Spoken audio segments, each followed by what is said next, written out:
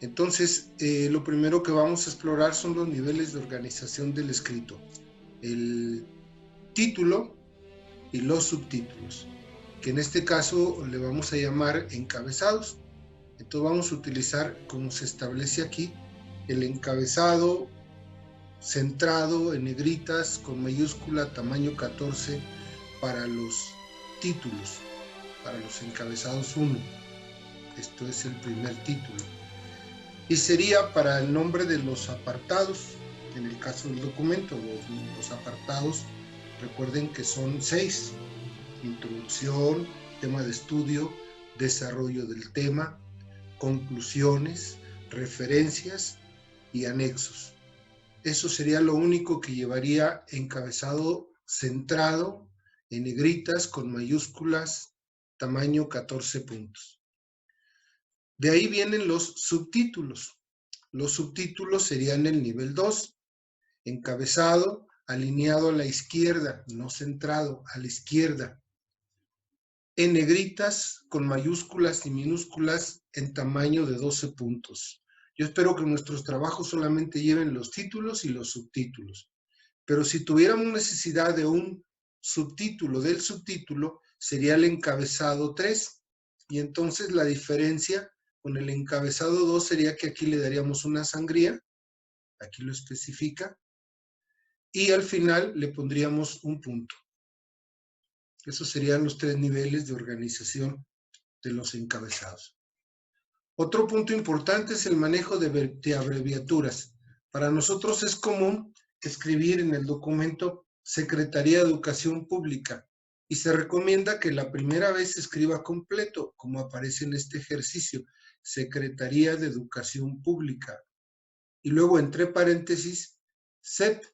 En lo sucesivo, después, ya no escribiríamos todo el nombre de la abreviatura, solamente la abreviatura en sí, es decir, nada más SEP. Hay otro ejemplo aquí con el Instituto Federal Electoral. Otro punto importante es el manejo de las tablas y las figuras. Esto es una tabla. Las tablas o figuras tienen que estar en el texto, primeramente, comentado de qué se trata, como está este ejemplo. Dice, en relación con el análisis de la información recabada, se hizo una lista de codificaciones que se enlistan y se relacionan en la tabla 2.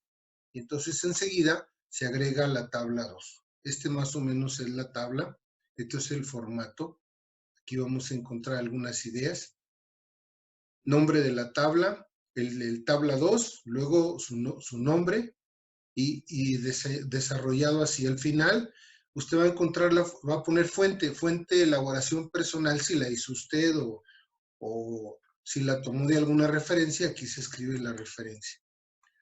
El nombre, tabla 2, lleva número de tabla 2, y es tamaño a 10 puntos. Arial, en todo vamos a usar eso. Luego, el título de la tabla también es en 10 puntos. La diferencia es que esto es en cursiva y aquí se especifica. Luego, deberá tener la tabla solamente las líneas superior e inferior del encabezado y la línea inferior para cerrar la tabla sin las líneas verticales. Y luego, el tamaño de la tabla, todo lo que va dentro de la tabla sería tamaño 10 puntos, utilizando, por supuesto, la misma letra de la que estamos comentando. Y finalmente, la fuente sería tamaño 9 puntos y alineado a su derecha. Observen bien el dibujo. Pueden imprimir esto y a partir de ahí, pues comenzar a trabajarlo. Si se tratara de figuras, nosotros le llamamos figuras a las fotografías, a los dibujos, a los mapas, a los diagramas, a las gráficas que a veces trabajamos, y es exactamente más o menos la misma idea. Depende, si lo vamos a poner dentro del texto, todas las figuras, al igual que las tablas, deberán ser numeradas. Aquí vamos a poner un ejemplo.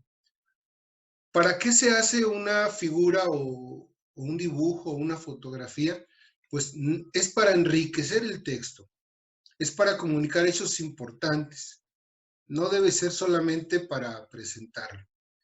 El pie de la figura funciona a manera de explicación, por lo tanto, debe ser breve, pero al mismo tiempo descriptivo. Y bueno, aquí hay algunos ejemplos. Demasiado breve, no. Suficientemente descriptivo, sí. Y aquí está el ejemplo de una fotografía de la escuela de prácticas donde se llevó a cabo el trabajo. Pueden, si se observan, este es un dibujo, una fotografía tomada de Google Earth.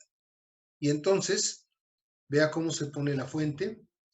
Y el título, a diferencia del anterior ejercicio, aquí el nombre de la figura va en cursiva y tamaño 10.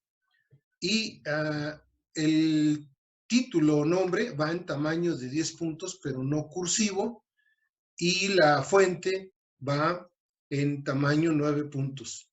Nótese, por ejemplo, que aquí esto se pone al final de la figura y no al principio, como lo hicimos con las tablas. Citar fuentes es algo no muy complicado. Lo que le puedo decir es que cuando citamos las fuentes, pues vamos a utilizar, si son menos de 40 palabras, lo vamos a hacer integrado al texto entre comillas. Como lo dice aquí, vea esta introducción. Por otra parte, Gilmex, y entre paréntesis está el año en que referenciamos este autor y la página donde escribe. Por otra parte, Gilbes, y luego se escribe, comentó o dijo o analizó que, y aquí es donde empieza el texto copiado, el concepto de clima organizacional involucra factores estructurales como el tipo de organización, tecnología, etcétera, etcétera, termina y punto. Pero aquí va la cita, en esta parte. Aquí hay otro ejemplo, también podría ser, al final. La confusión de este tema, la naturaleza, etcétera, de los roles a través del cual, y aquí viene la referencia de menos de 40 palabras. Y cerramos las comillas y luego citamos. Y aquí están los dos autores, el año y la página. Cualquiera de las dos opciones es correcta. Si se trata de una cita con más de 40 palabras, entonces se trabaja en bloque, con un tab, así lo vamos a hacer nosotros. Una sangría de 1.25 centímetros. Bueno, pero de esto vamos a tener nosotros un ejercicio aparte, cómo referenciar autores, cómo trabajar con los autores, cómo al final poner las referencias con sangría francesa. Tendremos un segundo tutorial. Muchísimas gracias.